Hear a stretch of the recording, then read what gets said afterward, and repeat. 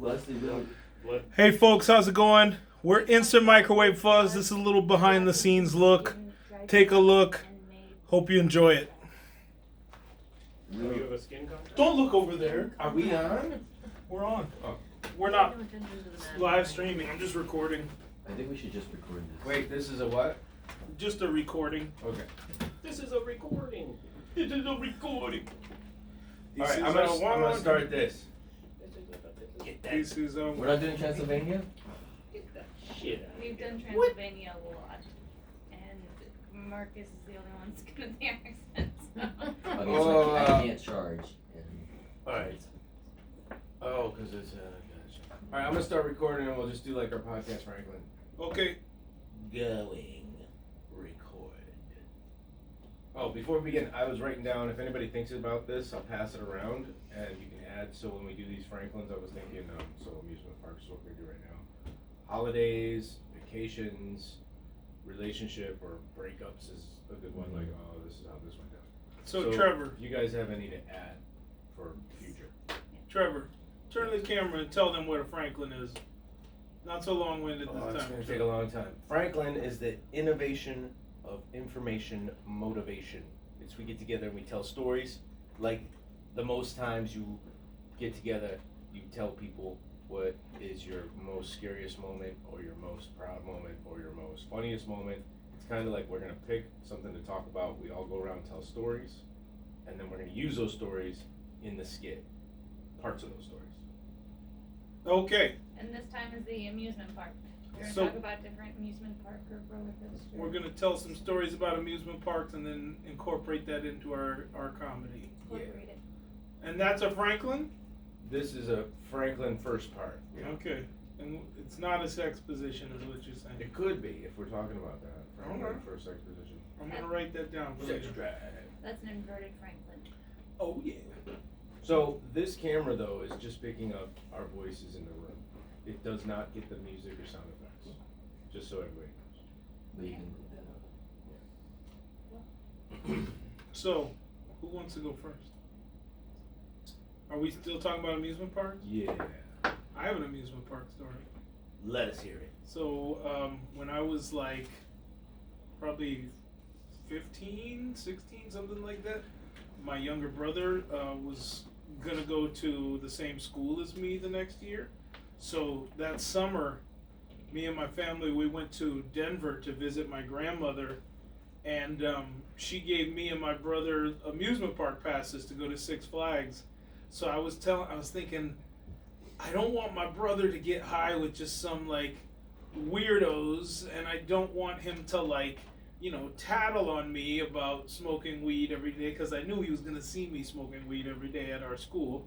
So I said, I'm gonna introduce him to it, and then it'll be a safe thing. So our parents drop us off at Six Flags, and before we go in, I say to him, so hey, we're gonna be going to the same school together next year, and you're gonna be hearing a lot of crazy talk about me buying and selling and smoking weed. And you should know that a good 60% of that stuff is probably true. And if you want to try it, we can totally try it right now before we go to the amusement park. And I'm sure to my brother's like 14-year-old mind, he was like, yeah, that sounds like a good idea. He'd never tried it. I'm sure Dare had enticed him over the years to try it and stuff. And he's like, I'm with my brother. We're about to go into an amusement park. So we literally got high in a park bathroom at Six Flags in Denver. We smoked a joint. Like, I rolled the joint like while I was walking around, and we went in the park into the bathroom and smoked it in the park, got completely high, and went on the Flying Dutchman. And he's like, is it supposed to make you feel dizzy? I'm like, no, it's the Dutchman. Well, and he's like, is that the strain? I'm like, no, that's not the strain. He's like, do I feel like this? Because you rolled this joint on a Six Flags toilet seat. Exactly. All right, who's next? Well, I can relate to that because my story is about being high at Disneyland.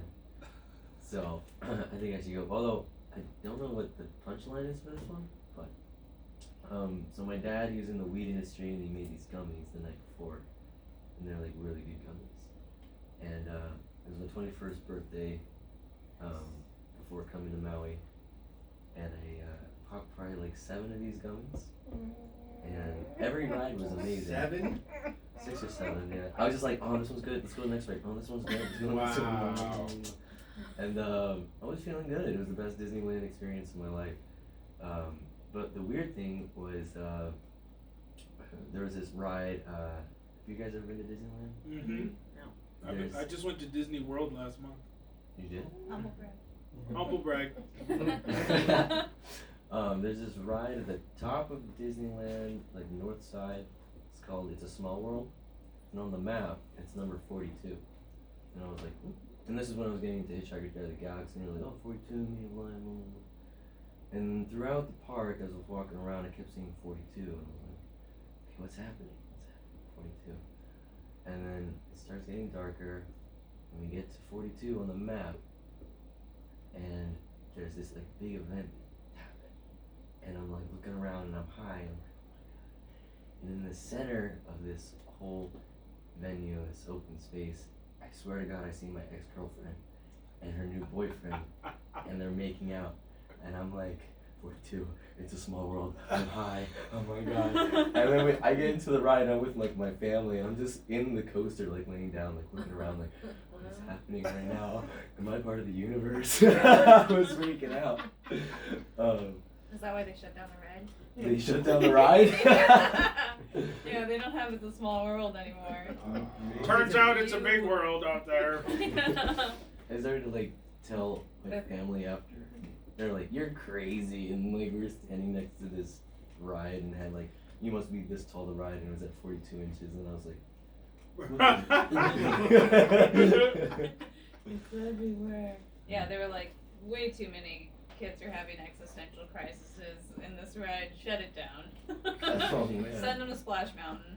Some of these kids are, finding out the secret to life, the universe, and everything here On when this they- ride. On It's this a ride. portal. Shut it down. Let's just have a restaurant at the end of the universe, and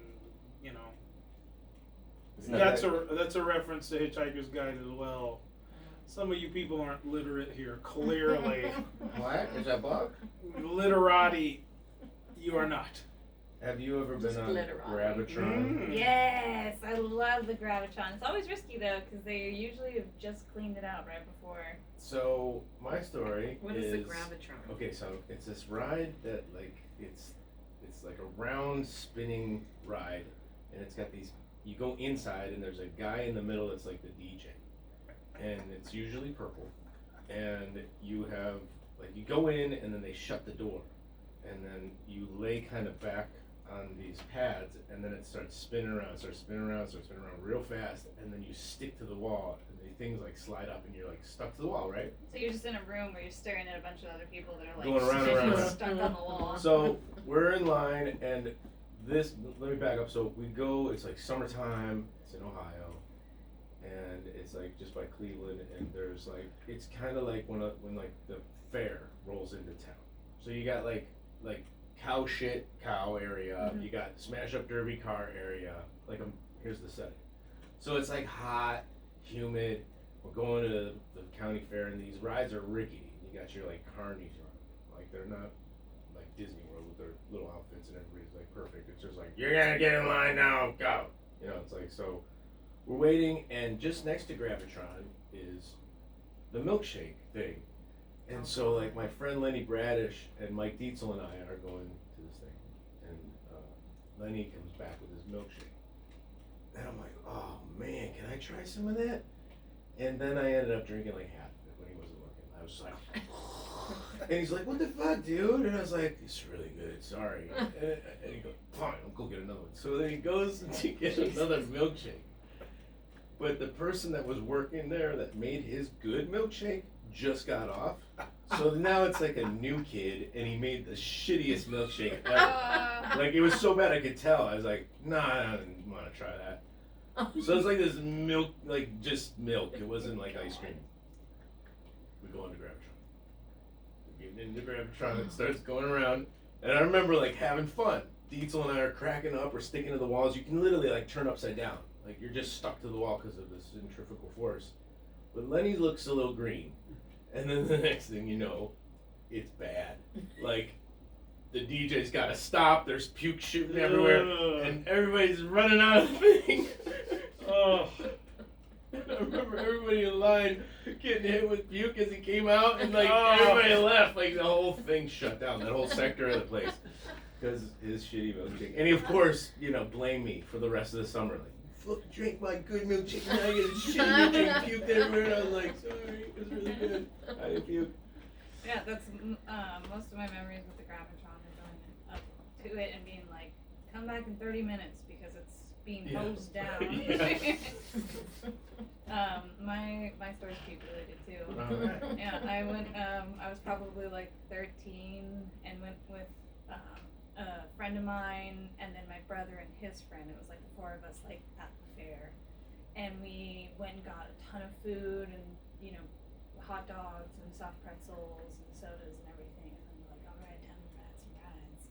And me and my friend, it's a ride that looks almost like a little like hot air balloon car, but it spins around a bunch. Your hot air balloon is spinning around on an arm that's spinning around on a whole thing that's spinning around. So it's a very spinny ride, but it's also like not that hardcore. It just spins a lot and kind of raises and lowers your levels. So my girlfriend and I go in one, and then my brother and his friend go in another. And we're like, I was like, oh yeah, this will be fun. And I see my brother and his friend who just had like some kind of like hot dog eating contest with each other, like moments before this, start to get really like bad looking on their faces, turning green, and I'm like, oh my gosh. And around every line at this fair is like super long.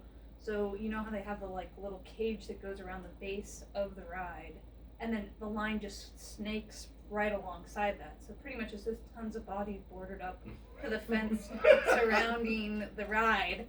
And then I see your instinct when you throw up is to lean over. And so I see my brother and his friend leaning over and just projectile vomiting on all of the people that are lined up there. And they're like, ah! And it was like somebody dropped acid on them, and everybody starts to scream. And then it comes back around, but because of the stanchions, people can't get out fast enough. And they come, and it turns around, and people are trying to get away, and they come back around, and they and it was so funny because I was in the car. Cart for them, but my friend and I had front row seats to just watching them project out, and we were fine because it was apart from ours. Oh my god! So how many people that were waiting in line got hit with puke? Oh, easily 30. Easily, because there's just a ton of people. It creates kind of like a square of a crowd. That's like there in the snake lines, and then they're all trying to get away. Oh, that is awesome. It was so funny to it felt like a little gift to me, where I'm like, I just want to sit here and watch this happen. Wow, all this for me. Yeah, and not be like negatively affected by it at all, and just like front row seats to just like Puke-a-thon. projectile vomiting. And I was like, God is real. It's impossible to be upset when you're in gratitude. Yeah. Wow. Hashtag blessed. Hashtag blessed indeed. And then another sub story that's not long, but I entered into pie baking contests throughout my life and moved out to Maui, and that checks with everything I know about you. They had the first annual pie baking contest at the Maui County Fair, and I was like, oh cool, I'm gonna bake a pie and go and turn it in. But it was the first contest, so they didn't have their shit together at all, like how to operate the contest. And it's Maui at noon on like a Thursday in like the little amphitheater where they have like Burn and Love perform, and we go submit our pies at like 9 a.m. and mine was a matcha custard pie that I submitted, and they didn't end up sampling the pies, tasting them until 2 p.m. Oh. And so all these pies just sat out in like the hot heat of the Maui sun, and mine was like this like puddle of curd at the end. And then it was so funny because at a certain point you just get pissed where I'm like sitting there like watching my pie just get ruined along with a bunch of other people's, but people who did like apple pies were fine. Things that don't go that bad. And then the little gift in that moment was just watching the judges go through and eat these like fucking rotten pies. Wow. What a gift. So I didn't win. I'm gonna be sick. Sorry you lost. Yeah. My amusement park story is also pretty wholesome. Surprisingly, because it happened while we were adults.